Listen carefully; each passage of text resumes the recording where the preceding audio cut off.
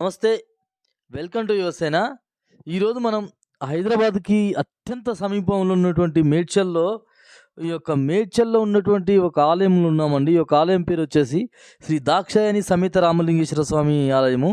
So, ఇక్కడ అంటే ఎక్కడైనా సరే గుళ్ళుంటాయి గానీ, ఇక్కడ ఎక్కడ లేని ఒక విధమైనటువంటి ఒక ఆచారం, ఒక ప్రత్యేకత ఈ యొక్క గుడిలో ఉన్నది. దాన్ని మీకు చెప్పే ప్రయత్నం చేస్తున్నాను ఈ యొక్క వీడియోలో.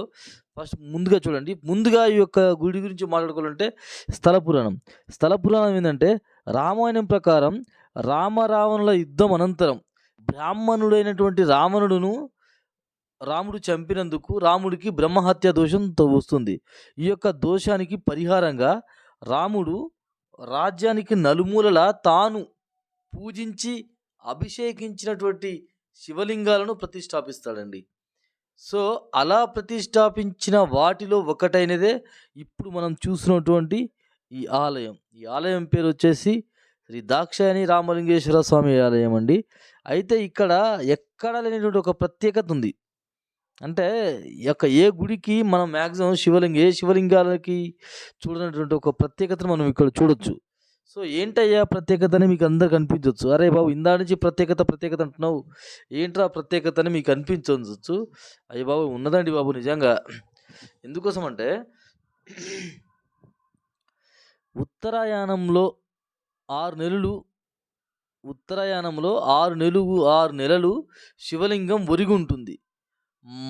మరల బ్రహ్మోత్సవ అనంతరం నిట్ట నిలువుగా ఉంటుంది. అదేంట్రా బాబు! శివలింగం ఎక్కడైనా ఒరుగుతదా? మళ్ళీ నిట్ట నిలుగుతదా? పిచ్చి పెట్టిందా నీకేమన్నా? ఏం మాట్లాడుతున్నావురా అని మీ అందరు నన్ను అనుకోవచ్చండి. వెయిట్ చెప్తున్నాను. ఇక్కడ ఏమవుతుందంటే నిజంగా అనేది ఒక ఉత్తరాయణంలో 6 నెలలు తిరిగి 6 నెలలు ఒరిగుంటుంది. తర్వాత బ్రహ్మోత్సవానంతరం నిట్ట నిలువుగా ఉంటుంది. కావాలంటే ఇప్పుడు నేను మీకు గుళ్ళో చూపించే ప్రయత్నం చేస్తాను. నాతో పాటు రండి చూపిస్తాను చూడండి. ఎందుకంటే ఇక్కడ అందుకు ఆధారంగా పూజలు కూడా ఇప్పుడు మనకి ఇక్కడ చెప్తున్నారు. నిజమే ఇది అని. నేను కూడా ఫస్టు చెప్తుంటారు. చెప్పేవాడు ఇంత చెప్తే వినేవాడు ఇంత వింటాడేమో అనుకున్న ఉద్దేశంతో నేను కూడా అంతే అనుకున్నాను. బట్ వాళ్ళు చెప్పింది నిజంగా అక్షరాల నిజము. ఇక్కడ మనం పూజలు చూస్తున్నాం ఇప్పుడు. వాళ్ళు చేస్తున్నటువంటి పూజలు. సో, మీకు లింగాన్ని చూపించే ప్రయత్నం చేస్తాను. లింగాన్ని. సో, చూడండి ఒకసారి ఒక్క నిమిషం లింగాన్ని చూపించే ప్రయత్నం చేస్తాను. ఈ యొక్క లింగం కదిలేందుకు గుర్తుగా ఇగో ఈమెనండి అమ్మవారు వచ్చేసి శ్రీ ద్రాక్షాయణి అమ్మవారు. మన ఇక్కడ రామలింగేశ్వర స్వామి గుడిలో ఉంటుంది. సో, చూడండి ఇగో శివలింగం చూస్తున్నారా మీరు? కొంచెం ఆగండి జూమ్ చేస్తాను. రైట్. ఇగో చూడండి. ఎలా ఉందండి? ఉరిగా ఉంది కదా! నేనేమన్నా అబద్ధం చెప్పానా? నేనేం అబద్ధం చెప్పనండి. ఎందుకంటే నాకు అవసరం లేదు అబద్ధాలు చెప్పడం. సో, ఈ యొక్క లింగం కదిలేందుకు గుర్తుగా లింగముకు మరియు పానమట్టం అంటే కింద ఉంటుంది కదండీ! పైన ఉండేది లింగము, కింద ఉండేది పానమట్టము. ఈ యొక్క పానమట్టానికి లింగానికి సిమెంట్ ఏసినా సరే అది పగిలిపోతుందట సిమెంటు. మరియు స్వామివారికి అలంకరించే నాగేంద్రుడి ఆభరణం ఉంటుంది గదా! ఆ ఆభరణం గూడా స్వామివారు ఒరిగి ఉండడం వల్ల ఆ యొక్క ఆభరణం లింగానికి పట్టదు. సో, దీని మీద ఎన్నో పరిశోధనలు చేశారు శాస్త్రవేత్తలు, చాలామంది సైంటిస్టులు వాళ్ళు వీళ్ళు చాలా చేశారు. కానీ ఇప్పటి వరకు అంతు చిక్కడం లేదంటే ఇదే ఆ గుడి యొక్క రహస్యము, ఆ భగవంతుని యొక్క లీల. సో, ఇక్కడ ఒక విశిష్టత ఉంది. ఏందంటే శివరాత్రికి ముందు ఉత్సవాలుంటాయి. శివరాత్రి అయిపోయిన తర్వాత పంచమి నుండి 5 రోజుల తర్వాత ఉత్సవాలు మొదలైతాయండి.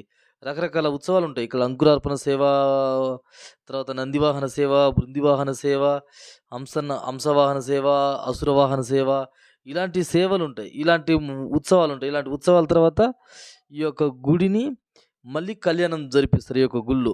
అంటే శివరాత్రి అయిపోయాక కళ్యాణం జరిపించడం అనేది ఈ యొక్క గుడిలో ఉన్నటువంటి విశిష్టతగా మనం చెప్పుకోవచ్చు. So, thank you so much. మన యొక్క వీడియో వర్తబుల్ అయితే అంటే నిజంగా చాలా వరకు మీకు మంచి మంచి విషయాలే చెప్పాను కదండి. ఏమైనా వర్తబుల్ అనిపిస్తే ఒక లైక్ చేసి నన్ను ఎంకరేజ్ చేయండి. చూడండి కావాలంటే మీరు శివలింగాన్ని ఇప్పుడు. Thank you so much. Thank you అందరికీ.